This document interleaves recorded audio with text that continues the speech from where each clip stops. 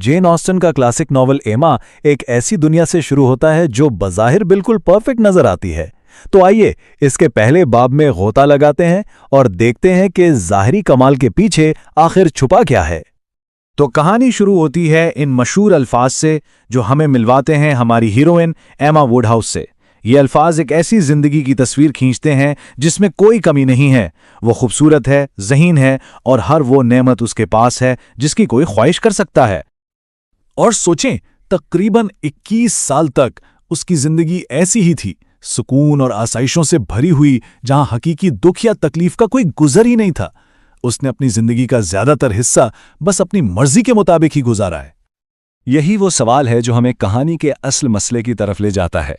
जब सब कुछ हमेशा ठीक चल रहा हो तो एक छोटी सी तब्दीली भी बहुत बड़ी महसूस हो सकती है, और यहीं से ईमा की दुनिया में हलचल शुरू होती है। तो ये दुख आता है इसकी बहुत ही प्यारी गवर्नेंस मिस टेलर की शादी की शक्ल में। अब देखें, है तो ये खुशी का मौका, लेकिन एमा के लिए ये एक गहरे नुकसान का बायस बनता है। उसकी जिंदगी का पहला हकीकी दुख। 16 साल ये कोई छोटा अरसा नहीं होता। इतने लंबे अरसे तक मिस टेलर वुडहाउस खानदान का हिस्सा रहें, वो एमा के लिए सिर्फ एक उस्तानी नहीं थीं, बल्कि उससे कहीं कहीं बढ़कर थीं। तो ये रिश्ता कोई मामूली रिश्ता नहीं था, बहुत गहरा था। मिस टेलर सिर्फ एक मुलाजमा नहीं थी, बल्कि एमा की सबसे करीबी राजना, एक बहन जैसी दोस्त थी। उनके जाने से एमा की जिंदगी में एक ऐसा खला पैदा हो गया जिसे पुर करना तकरीबन नामुमकिन लग रहा था। ये सवाल एमा खुद से पूछ रही है, और ये उसके अंदर के खौफ और नुकसान के एहसास को जाहिर करता है। इसके जाने के बाद हर दिन, हर घंटा उसे मिस टेलर की कमी का एहसास दिलाएगा। इसका घर अब पहले जैसा नहीं रहेगा। तो यहां असल मसला सिर्फ अकेलेपन का नहीं है, बात इससे कहीं ज्यादा गहरी है, और वो है ज़हनी तन्हाई। मिस टेलर के जाने के बाद उसके पास कोई ऐसा शख्स नहीं बचा जो उसकी जहानत और समझ का मुकाबला कर सके, कोई ऐसा जिससे वो दिल खोल कर बात कर सके।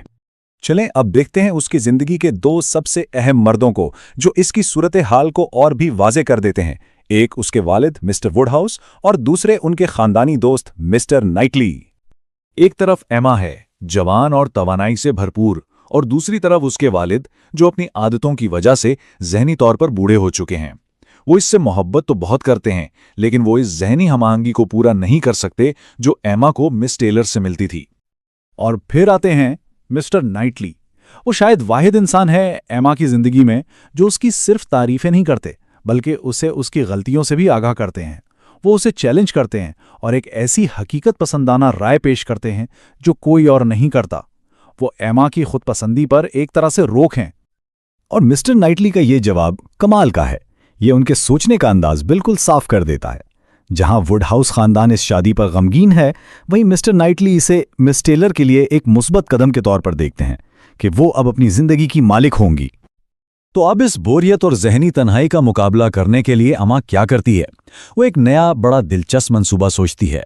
वो फैसला करती है कि वो अपनी तवानाई दूसरों की जिंदगियों को संवारने में सर्फ करेगी, यानी उनके लिए रिश्ते तलाश करने में। और ये है वो लम्हा जहां सारा खेल बदल जाता है। एमा अपने दुख को एक शानदार फतह में बदल देती है। वो बड़े फख्र से दावा करती है कि मिस टेलर और मिस्टर वेस्टन का रिश्ता उसी की वजह से मुमकिन हुआ, और ये उसकी जहानत और दूरअंदेशी का सबूत है। ये बहस तो समझे नॉवेल का दिल है। एमा और मिस्टर नाइटली के दरमियान बुनियादी इख्तिलाफ बिल्कुल सामने आ जाता है। एमा इसे अपनी काबिलियत समझती है, जबकि मिस्टर नाइटली इसे महज एक इत्तेफाक करार देते हैं, और यही मुकालमा पूरे नॉवेल के मरकजी ख्याल की बुनियाद रखता है।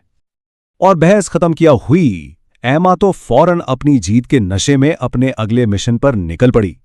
हाइब्री के नए विकर मिस्टर एल्टन उसकी मैचिंग मेकिंग की सलाहियतों का अगला हदफ बनते हैं, क्योंकि उसके ख्याल में वो एक अच्छी बीवी के मुस्तहिक हैं।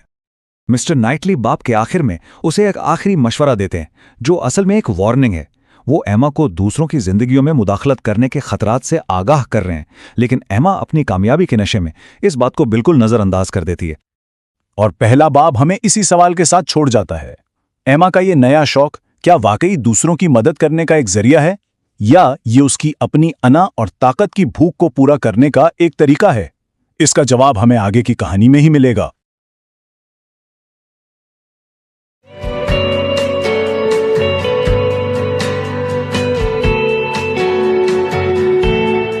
तो آج ہم جین آسٹن کے مشہور ناول ایما کے پہلے باب کا تفصیلی جائزہ لینے والے ہیں۔ جی ہمارے پاس جو ماخذ ہے وہ یوٹیوب پر موجود ایک آڈیو بک کی ریکارڈنگ ہے اور یہ ہمیں سیدھا اس دنیا میں لے جاتی ہے۔ بالکل۔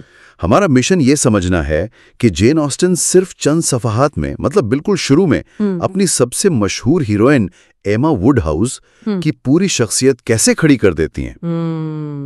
ہمیں بتایا گیا ہے کہ وہ خوبصورت، ذہین اور امیر ہے اور اس نے اپنی زندگی میں کوئی خاص مشکل دیکھی ہی نہیں۔ جی بالکل، اور یہی بات اسے اتنا دلچسپ بنا دیتی ہے۔ عام طور پر کہانیوں کی شروعات کسی مسئلے سے ہوتی ہے نا؟ ہاں، کسی محرومی سے، لیکن یہاں ہیروئن کے پاس سب کچھ ہے۔ آسٹن ہمیں ایک ایسی لڑکی کی نفسیات میں جھانکنے کا موقع دے رہی ہے جس کی زندگی اتنی کامل ہے کہ اسے خود اپنے لیے مسئلے پیدا کرنے پڑتے ہیں تاکہ وہ بور نہ ہو جائے۔ بالکل، ماخذ کے ابتدائی الفاظ ہی سب کچھ بتا دیتے ہیں۔ اسے اپنی من مانی کرنے کی بہت زیادہ طاقت حاصل تھی، اور وہ اپنے بارے میں کچھ زیادہ ہی اچھا سوچنے کی عادی تھی۔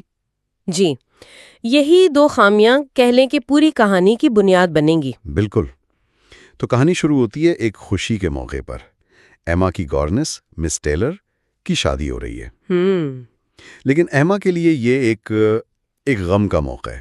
یہیں سے کردار کی پیچیدگی نظر آنا شروع ہو جاتی ہے نا؟ واقعی اپنی سب سے قریبی دوست کی خوشی پر کوئی غمگین کیسے ہو سکتا ہے؟ یہ ایک بہت اہم نقطہ ہے۔ کیا یہ واقعی غم ہے یا کچھ اور؟ دیکھیں، مس ٹیلر 16 سال سے ایما کے ساتھ تھیں۔ 16 سال؟ جی، لیکن وہ صرف ایک ملازمہ نہیں تھیں۔ ماخذ بتاتا ہے کہ ان کا رشتہ بہنوں جیسا تھا۔ خاص طور پر پچھلے 7 سالوں سے وہ بالکل برابر کی سطح پر دوست تھیں۔ اچھا۔ ایما ان سے اپنے دل کی ہر بات کہہ سکتی تھی، لیکن اس دوستی میں بھی طاقت کا توازن ہمیشہ ایما کے حق میں تھا، کیونکہ مس ٹیلر کی نرم مزاجی کی وجہ سے ان کا اختیار برائے نام ہی تھا۔ بالکل۔ تو جب مس ٹیلر کی شادی ہوتی ہے تو ایما صرف ایک دوست نہیں کھو رہی، وہ ایک ایسا شخص کھو رہی ہے جس پر اس کا اثر و رسوخ تھا۔ بالکل، اب وہ مسز ویسٹن بن کر صرف آدھا میل دور جا رہی ہیں۔ صرف آدھا میل؟ لیکن ایما کو احساس ہے کہ یہ دوری بہت زیادہ ہے، اور وہ جس چیز کا سامنا کر رہی ہیں اسے ماخذ نے ایک بہت ہی خوبصورت اصطلاح دی ہے، انٹلیکچوئل سولیٹیوڈ، ذہنی تنہائی۔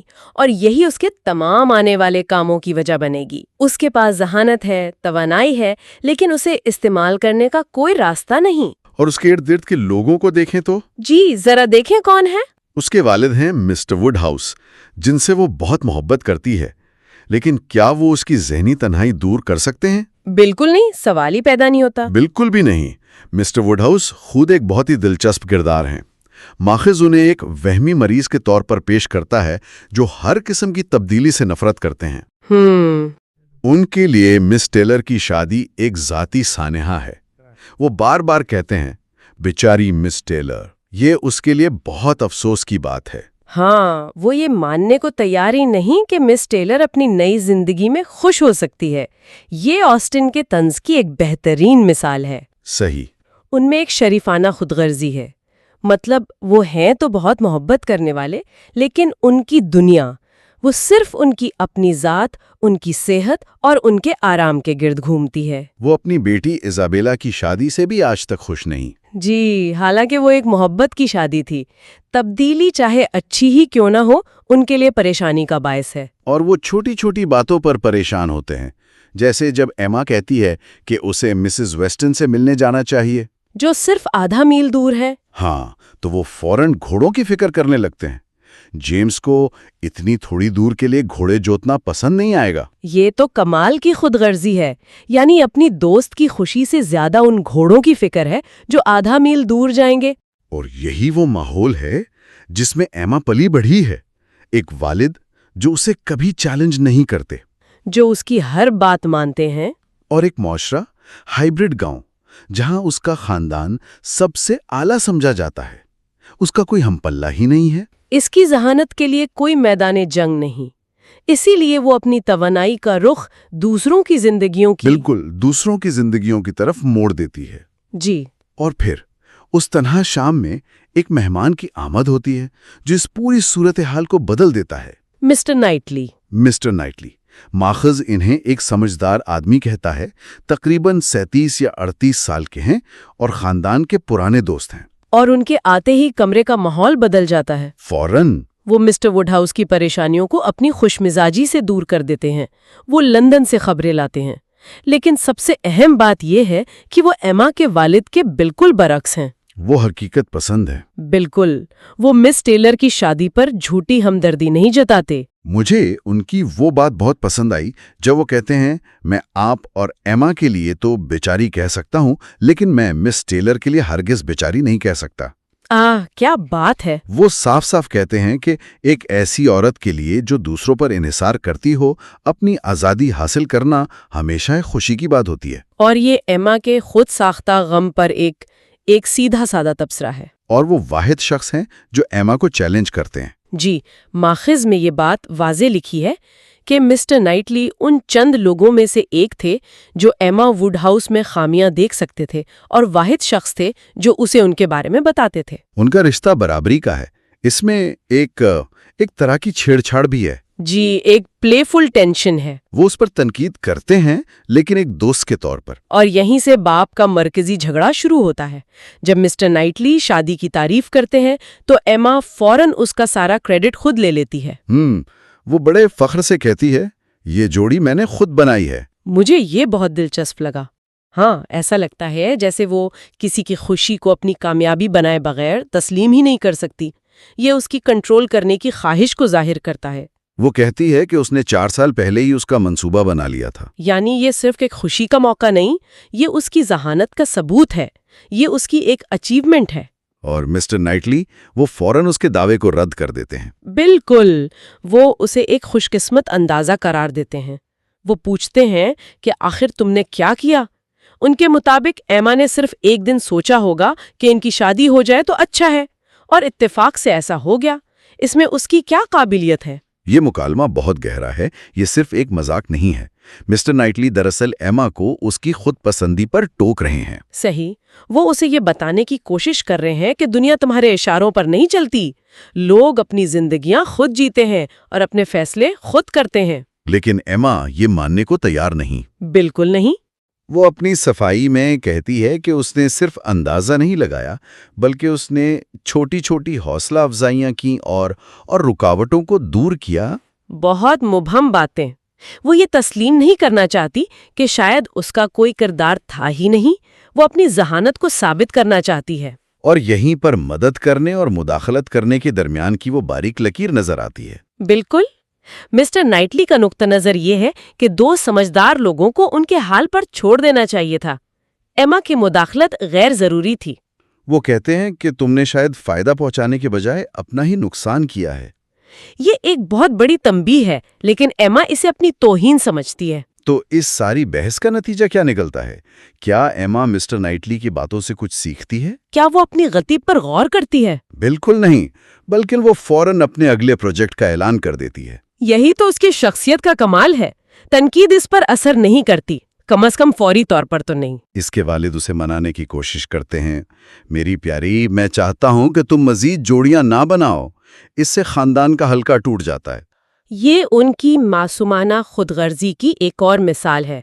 उन्हें फिक्र इस बात की नहीं कि किसी की जिंदगी खराब हो सकती है, बल्कि ये कि लोग शादी करके उनसे दूर चले जाते हैं। और एमा उनसे वादा करती है कि वो मजीद जोड़ियां नहीं बनाएगी। लेकिन फिर फौरन कहती है, सिर्फ एक और, मिस्टर एल्टन के लिए। ये तो जैसे कोई नशा है। बिल्कुल, वो अपनी इस कामयाबी के बाद रुकना ही नहीं चाहती। वो मुकामी पादरी मिस्टर एल्टन को अपना अगला हदफ बनाती है। एक खुश शक्ल नौजवान, जी, जो गांव में 1 साल से है, और एमा के मुताबिक अब उसे एक बीवी की जरूरत है। वो इसे अपनी जिम्मेदारी समझती है। ये उसकी तन्हाई और बोरियत का बेहतरीन इलाज है। उसके वालिद का हल बहुत सादा है, इसे किसी दिन खाने पर बुला लो। लेकिन एमा के मंसूबे कहीं ज्यादा बड़े हैं। और मिस्टर नाइटली, जो ये सब सुन रहे होते हैं, आखिर में एक और तनबीह करते हैं।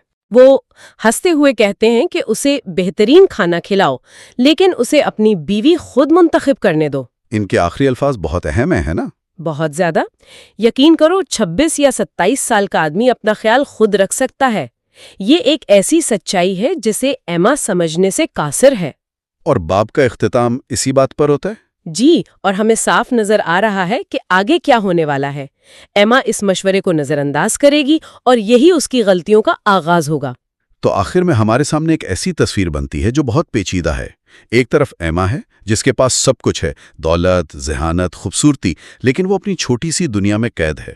اور شدید ذہنی تنہائی کا شکار ہے۔ اس کا جوڑیاں بنانا صرف ایک مشغلہ نہیں، یہ اس کی ذہانت اور طاقت کے استعمال کا ایک ذریعہ ہے۔ بالکل، پہلا باب بہت کامیابی سے کہانی کا سٹیج تیار کر دیتا ہے۔ ہمارے پاس ایک ایسی ہیروئن ہے جو ذہین ہے لیکن اپنی خامیوں سے بالکل بے خبر ہے۔ ایک ایسا دوست ہے مسٹر نائٹلی جو اس کے لیے آئینے کا کام کرتا ہے، لیکن وہ اس میں دیکھنا نہیں چاہتی۔ اور ایک نیا منصوبہ ہے مسٹر ایلٹن جو اس کی خود پسندی کو پرکھنے کا اگلا امتحان بنے گا۔ جی، ماخذ میں یہ بات بار بار دہرائی گئی ہے کہ ایما کو اپنی منمانی کرنے کی بہت زیادہ طاقت حاصل ہے۔ یہ بات سوچنے پر مجبور کرتی ہے کہ دوسروں کی مدد کرنے کا جذبہ کب اپنی تفریح کے لیے ان کی زندگیوں کو کنٹرول کرنے کی خواہش میں بدل جاتا ہے۔ اور ایک سوال یہ بھی پیدا ہوتا ہے کہ جب آپ کا پہلا خوش قسمت اندازہ صحیح ثابت ہو جائے تو کیا یہ آپ کو اور بھی زیادہ خطرناک نہیں بنا دیتا؟ کیونکہ اب آپ یہ ماننے لگتے ہیں کہ آپ کبھی غلط ہو ہی نہیں سکتے، اور ایما کی کہانی وہ اسی غلط فہمی کے ٹوٹنے کی کہانی ہے۔ دی ڈیبیٹ میں خوش آمدید۔ آج ہم ایک بہت ہی دلچسپ موضوع پر بات کر رہے ہیں جو جین آسٹن کے ناول ایما کے بالکل پہلے ہی باب سے نکلتا ہے۔ موضوع ہے خود ایما ووڈ ہاؤس اور اس کی گورنس مس ٹیلر کی مسٹر ویسٹن سے شادی میں اس کا کردار۔ تو سوال بہت سیدھا سا ہے، کیا ایما نے واقعی اپنی ذہانت اور کوشش سے یہ رشتہ جڑوایا تھا، یا یہ بس ایک تکا تھا جس کا صحرا وہ زبردستی اپنے سر باندھ رہی ہے؟ میرا موقف یہ ہے کہ ایما اس رشتے کی کامیابی میں مرکزی حیثیت رکھتی ہے۔ اور میں یہ موقف پیش کروں گی کہ ایما کا کردار نہ ہونے کے برابر تھا، اور اس کے جو دعوے ہیں وہ دراصل اس کی خوش فہمی پر مبنی ہیں۔ دیکھیں، ہمیں کہیں اور جانے کی ضرورت ہی نہیں ہے۔ ایما خود ہمیں بتاتی ہے، وہ بڑے فخر سے کہتی ہے، میں نے یہ رشتہ جوڑا، اور یہ کوئی چلتے پھرتے آیا خیال نہیں تھا، بلکہ ایک 4 سال پرانا سوچا سمجھا منصوبہ تھا۔ وہ خود کہتی ہے کہ اس نے مسٹر ویسٹن کے آنے جانے کی حوصلہ افزائی کی، بہت سے چھوٹے چھوٹے اشارے دیے اور کئی معاملات کو آسان بنایا۔ تو وہ صرف بیٹھی دیکھ نہیں رہی تھی، بلکہ وہ فعال طور پر راستہ بنا رہی تھی۔ اچھا، لیکن آپ اس بات کو نظر انداز کر رہی ہیں کہ خود مسٹر نائٹلی نے اسے کیا کہا تھا۔ انہوں نے تو صاف صاف اسے ایک خوش قسمت اندازہ قرار دیا۔ ان کا سوال آج بھی اتنا ہی اہم ہے، تمہاری قابلیت کیا ہے؟ تمہیں کس بات پر فخر ہے؟ کیا صرف ذہن میں ایک منصوبہ بنا لینا ہی قابلیت کہلائے گی؟ میرے خیال میں یہ دعویٰ صرف ایما کی اس عادت کو ظاہر کرتا ہے کہ وہ اپنے بارے میں کچھ زیادہ ہی اچھا سوچتی ہے۔ یہ مدد سے زیادہ خود پسندی کا معاملہ ہے۔ میں نائٹلی کے نقطہ نظر کو سمجھتا ہوں، لیکن وہ معاملے کو بہت سادہ بنا رہے ہیں۔ وہ اسے صرف 2 انتہاؤں میں دیکھ رہے ہیں، یا تو ایما نے سب کچھ کیا یا کچھ نہیں کیا۔ حقیقت میرے خیال میں ان دونوں کے درمیان کہیں ہے۔ آپ ہارٹ فیلڈ کے ماحول کو سوچیں، جہاں اس کے والد مسٹر ووڈ ہاؤس ہر قسم کی تبدیلی سے، خاص طور پر شادی سے نفرت کرتے ہیں۔ ان کے نزدیک تو شادی ایک افسوسناک معاملہ ہے۔ ایسے گھر میں کسی بھی رشتے کا پنپنا کتنا مشکل ہوگا۔ ایما کی وہ جو بات ہے نا، معاملات کو آسان بنانے والی، وہ یہاں بہت اہم ہو جاتی ہے۔ لیکن معاملات کو آسان بنانے کا اصل مطلب کیا ہے؟ کیا متن میں کوئی ایک بھی ٹھوس مثال ہے جہاں ایما نے مسٹر ووڈ ہاؤس کو کسی ایسی بات پر راضی کیا ہو جس پر وہ پہلے اعتراض کر رہے تھے؟ یہ ایک بہت مبہم دعویٰ ہے۔ مجھے تو لگتا ہے کہ 2 سمجھدار لوگ، جیسا کہ نائٹلی کہتے ہیں، مس ٹیلر ایک عقل مند اور صاف گو عورت اور مسٹر ویسٹن ایک سیدھا سادہ کھلے دل کا آدمی، اپنے فیصلے خود کر سکتے تھے۔ انہیں کسی نوجوان لڑکی کی مدد کی آخر ضرورت کیا تھی؟ ضرورت تھی کیونکہ ماحول سازگار نہیں تھا۔ آپ مسٹر ووڈ ہاؤس کی شریفانہ خود غرضی کو کم سمجھ رہی ہیں۔ وہ اپنے آرام اور سکون کے لیے کسی بھی حد تک جا سکتے تھے۔ اگر ایما مسٹر ویسٹن کے آنے جانے کو معمول نہ بناتی تو کیا مسٹر ووڈ ہاؤس بار بار اعتراض نہ کرتے؟ وہ یقیناً کہتے کہ غریب مس ٹیلر کو کیوں تنگ کیا جا رہا ہے۔ ایما نے ایک ایسا ماحول بنایا جہاں ان دونوں کا ملنا جلنا برا نہیں سمجھا گیا، بلکہ اسے ایک معمول کی بات سمجھا گیا۔ یہی سہلت کاری تو اصل کام ہے۔ یہ کوئی ڈرامائی مداخلت نہیں بلکہ ایک خاموش مسلسل کوشش ہے۔ ٹھیک ہے، ایک لمحے کے لمحات یا اس نے ماحول کو خوشگوار رکھا، لیکن کیا اس کا صحرا رشتہ جوڑنے کے برابر ہے؟ مجھے تو یہ ایک بہت بڑی چھلانگ لگتی ہے۔ مسٹر نائٹلی کا نقطہ اب بھی وہیں قائم ہے کہ کامیابی کے لیے کوشش چاہیے۔ ایما کی کوشش کہاں ہے؟ اس کی خوشی اور فتح کا احساس اس بات سے نہیں آتا کہ اس نے اپنی دوست کی مدد کی، بلکہ اس بات سے کہ اس کا اپنا اندازہ صحیح نکلا۔ وہ اس لیے خوش ہے کیونکہ اس نے ان سب لوگوں کو غلط ثابت کر دیا جو کہتے تھے کہ مسٹر ویسٹن دوبارہ شادی نہیں کریں گے۔ یہ تو اس کی اپنی انا کی تسکین ہے۔ تو کیا اپنی ذہانت اور بصیرت کے درست ثابت ہونے پر خوش ہونا انا پرستی ہے؟ میں نہیں مانتا۔ اس نے 4 سال پہلے ایک واقعہ دیکھا تھا جب مسٹر ویسٹن نے بارش میں ان کے لیے چھتری کا انتظام کیا اور اس نے اس ایک لمحے میں ایک امکان دیکھ لیا۔ یہ تکا نہیں تھا، یہ گہرا مشاہدہ تھا۔ اس نے اس مشاہدے کو ایک منصوبے میں بدلا اور پھر 4 سال تک آہستہ آہستہ بہت نرمی سے اس پر کام کیا۔ اس کی کامیابی صرف شادی کا ہو جانا نہیں ہے، بلکہ اپنے ایک پرانے منصوبے کو حقیقت بنتے دیکھنا ہے۔ یہ ایک ذہنی فتح ہے اور اس کا جشن منانا بالکل جائز ہے۔ میں معذرت چاہتی ہوں، لیکن میں اس دلیل کو نہیں مانتی۔ آپ اس کے محرکات کو بہت نیک رنگ دے رہی ہیں۔ آئیے اس بات پر غور کریں کہ ایما کو اس سب سے کیا مل رہا تھا۔ متن صاف کہتا ہے کہ مس ٹیلر کے جانے کے بعد وہ ذہنی تنہائی کا شکار تھی۔ اس کے لیے یہ رشتہ جوڑنا دنیا کی سب سے بڑی تفریح تھا۔ یہ اس کے لیے ایک کھیل تھا، ایک مشغلہ، تاکہ وہ اپنی بوریت دور کر سکے۔ یہ دونوں باتیں ایک ساتھ سچ ہو سکتی ہیں۔ اسے تفریح ضرور ملی ہوگی، اسے کون انکار کر سکتا ہے، لیکن اس کا یہ مطلب تو نہیں کہ اس کا بنیادی مقصد اپنی دوست کی بھلائی نہیں تھا۔ وہ مس ٹیلر کو کھونے پر حقیقی طور پر غمگین ہے۔ وہ اس کی 16 سال کی محبت اور ساتھ کو یاد کرتی ہے، لیکن وہ یہ بھی تسلیم کرتی ہے کہ یہ شادی مس ٹیلر کے لیے کتنی اہم ہے۔ اس سے اسے اپنا گھر اور مالی تحفظ ملے گا۔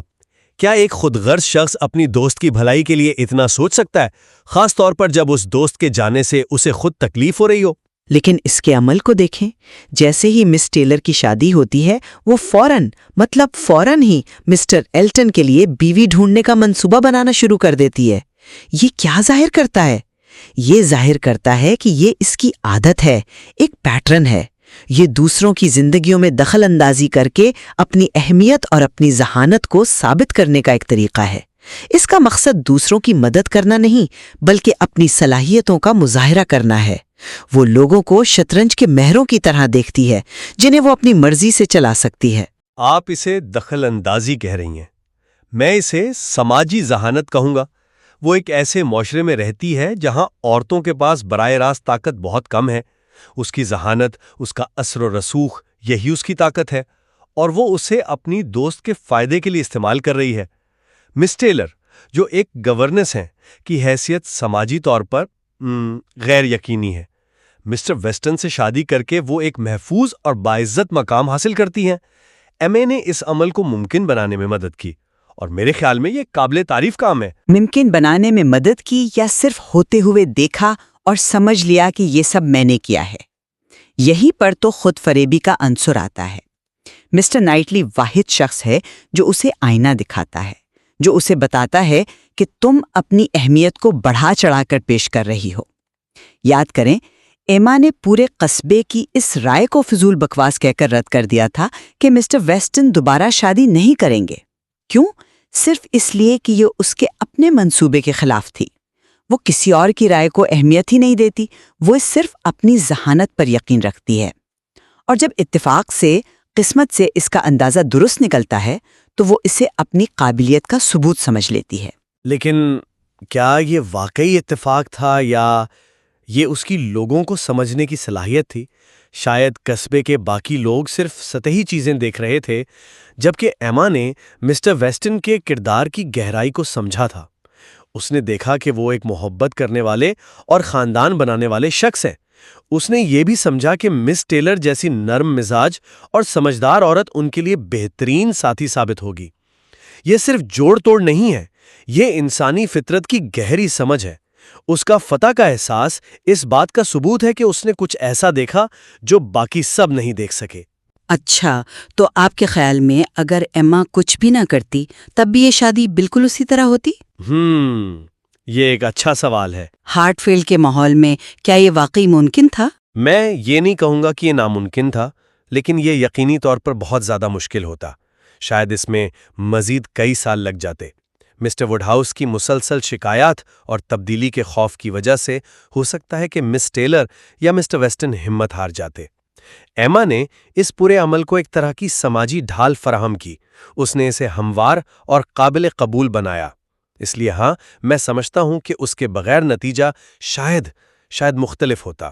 اور میں سمجھتی ہوں کہ آپ ایما کی اہمیت کو اتنا ہی بڑھا چڑھا کر پیش کر رہے ہیں جتنا وہ خود کرتی ہے۔ حقیقت یہ ہے کہ دو بالغ اور سمجھدار لوگ جب ایک دوسرے کے لیے مناسب ہوں تو وہ راستہ نکال ہی لیتے ہیں۔ ایما نے جو کچھ بھی کیا وہ شاید غیر ضروری تھا۔ اس نے صرف ایک کہانی گھڑ لی جس میں وہ مرکزی کردار ہے اور وہ خود اس کہانی پر یقین کرتی ہے۔ یہی تو ناول کا مرکزی نقطہ ہے، ایما کی خود کو سمجھنے کی نااہلی۔ یہ پہلا باب اس کی سب سے بڑی خامی کا بہترین تعارف ہے۔ آخر میں یہ کہوں گا کہ ایما کا کردار پیچیدہ ہے، لیکن اس معاملے میں اس کی شراکت کو نظر انداز نہیں کیا جا سکتا۔ ہارٹ فیلڈ کے مخصوص حالات میں اس کی خاموش حوصلہ افزائی اور معاملات کو سنبھالنا ایک فیصلہ کن عنصر تھا۔ اس کا کامیابی کا دعویٰ صرف تکبر نہیں بلکہ اس حقیقت کی عکاسی ہے کہ اس نے ایک طویل مدتی منصوبے کو کامیابی سے ہمکنار کیا۔ اور میں اپنی بات پر قائم رہوں گی کہ ایما کی شمولیت کم سے کم تھی اور اس کا سارا بیانیہ اس کی اپنی تفریح اور انا کی تسکین کے لیے ہے۔ اصل صحرا مس ٹیلر اور مسٹر ویسٹن کو جاتا ہے، جنہوں نے اپنا فیصلہ خود کیا۔ ایما کی کہانی ہمیں ایک آفاقی انسانی کمزوری دکھاتی ہے۔ ہم سب ان کہانیوں میں خود کو ہیرو کے طور پر لکھنا پسند کرتے ہیں، جو شاید ہمارے بغیر بھی ویسے ہی انجام پاتی۔ یہ خود فریبی کے خلاف ایک زبردست انتباہ ہے۔ تو یہ واضح ہے کہ متن ہمیں دونوں اطراف سوچنے پر مجبور کرتا ہے۔ کیا ایما ایک ماہر سماجی معمار ہے جو خاموشی سے دوسروں کی زندگیوں کو بہتر بناتی ہے، یا وہ صرف ایک ذہین مگر خود فریب لڑکی ہے جو اپنی اہمیت کو حقیقت سے کہیں زیادہ سمجھتی ہے؟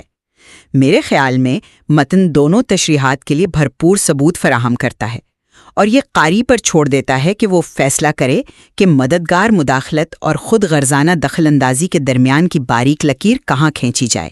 ان کرداروں کے محرکات میں یقیناً مزید گہرائی سے جاننے کے لیے بہت کچھ موجود ہے۔